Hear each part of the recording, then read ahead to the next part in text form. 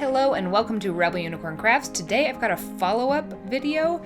A couple weeks ago I tested the Dwight Pours dump and swirl technique to get those really beautiful pearlescent pearls, and I've got one remaining question.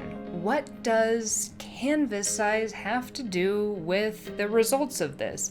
Will using a smaller canvas or a larger canvas increase your chances of getting this effect, because sometimes it does behave a little differently. In Dwight Pours' videos, it seems like he uses either a 10 by 10 or a 12 by 12 canvas, and in my previous attempt, I believe I used a 10 by 10 canvas to achieve the effect. So here I've got two different ones from what I used previously, a 5 by 7 and an 11 by 14. If you're curious about this technique to begin with, I'm going to link two different videos in the description below.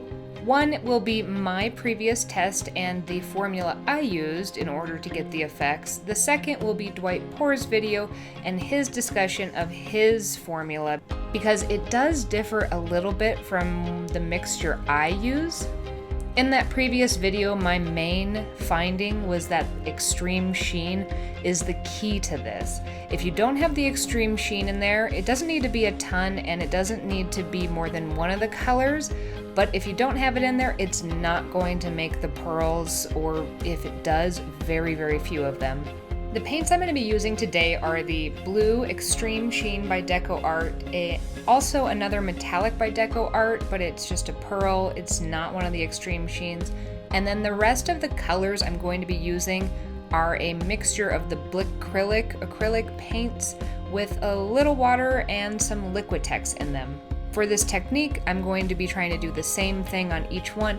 It will differ because I'm going to need different quantities of paint in order to put these on the canvases, but I make a puddle pour, and then I'm going to dump a layer of the really watered down Blick acrylic mixture on top of it, and that won't have any of the Liquitex in it. But in that puddle pour, what I'm really focusing on doing is layering in a bunch of different fun colors and putting in several layers of that extreme sheen.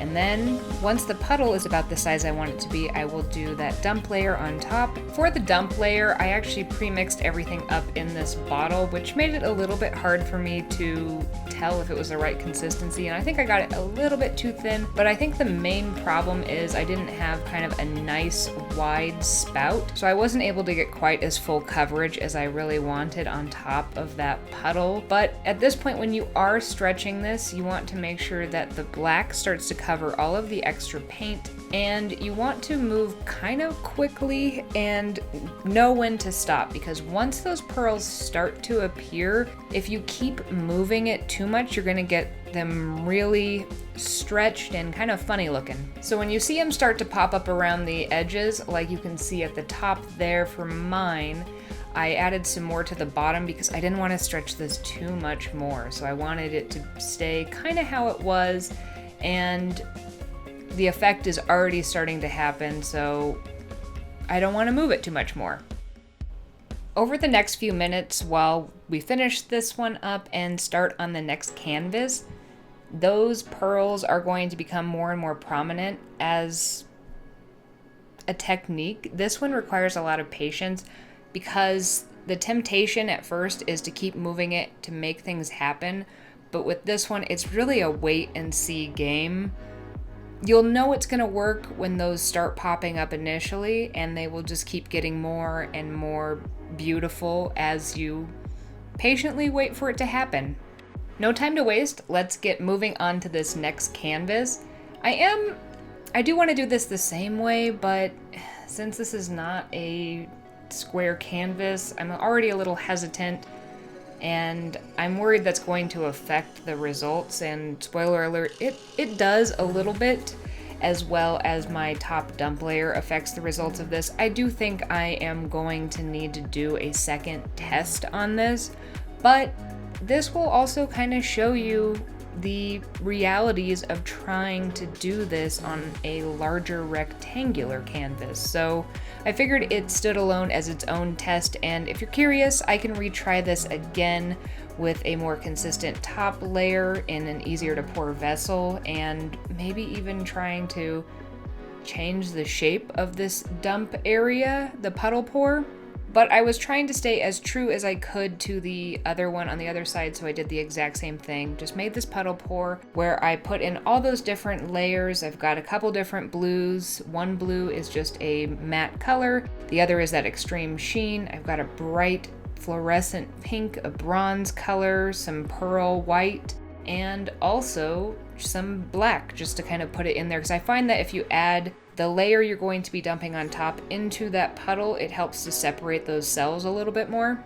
I added what I thought would be enough for this puddle layer and then did my dump layer. I even tried to open it up a little bit by pouring from the full mouth of the paint bottle, but I wish I'd made my puddle layer a little bigger, and I wish I'd used a wider mouth vessel, because as you can see, I'm really having trouble getting the coverage I want. It's leaving these blue streaks, which in themselves might be really pretty, but it's not quite the effect I was going for. Thankfully, because this was nice and thin, as I move this around, I did get a little more coverage with the black, because since it's a thinner layer, it does kind of roll over the top of the other ones, but there's still a lot of that blue going in that I didn't want there.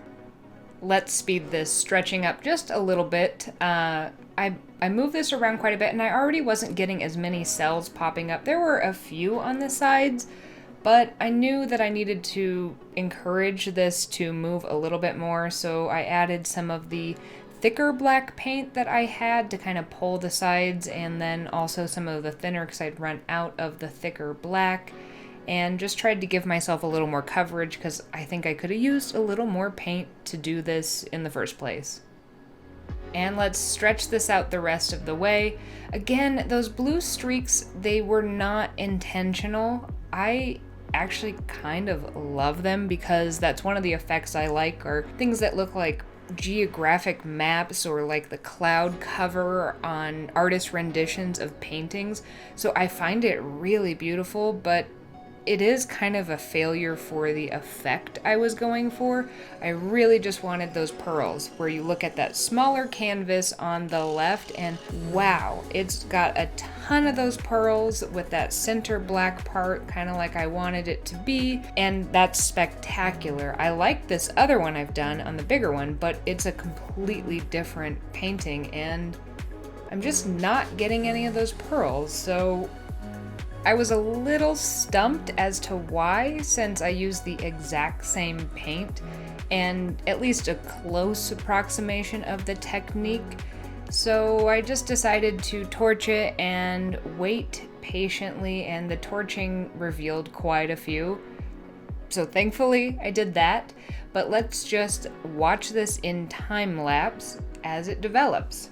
This is at 4x speed, and you're going to be able to see how some of those are starting to pop up around the edges. The little rivers kind of also move in, and some of the pearls do get bigger. It's still not the same level, but man, this looks a lot like a galaxy or a nebula to me, so I do really like it. But again, I'm not sure I set out to do what I initially meant to do. And here it is about 15 minutes later. It definitely has developed more, but again, I'm not getting that ring because I messed up my pour. So while we look at the next day paintings, because I let these dry and the little one is completely dry, but the big one still has a bit of a wet spot, let's review kind of the key findings of, does canvas size affect the technique? And the answer to that is yes, with a hesitation. Because the larger the canvas, the easier it is to mess up timing and to mess up approximating how much paint you need, and there's just more room for human error, you know? I'm a human, and I underestimated the amount of paint I needed. I didn't have quite the right tool for actually doing that dump layer on top, and I stretched it a little bit different. For something like this dump and swirl one, I think a square canvas would be better because you can maintain more of those shapes since you want to stretch it evenly in all directions, and there's just less to mess up.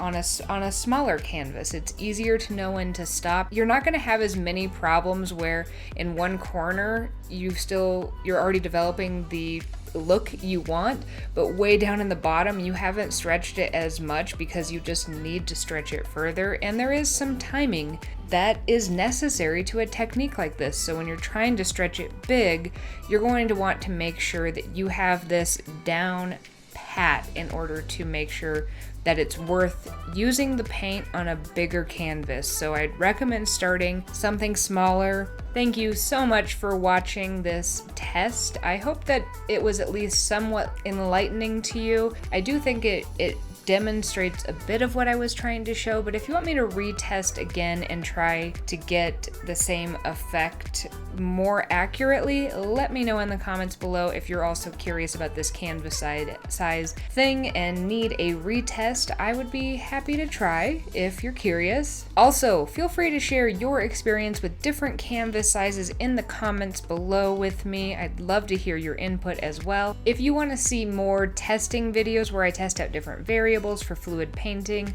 want to see any watercolor tutorials or some other art supply testing, subscribe to my channel.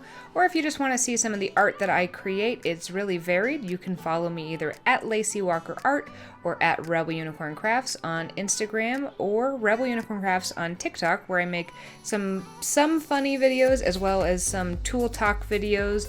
And I hope that you have a magically creative day.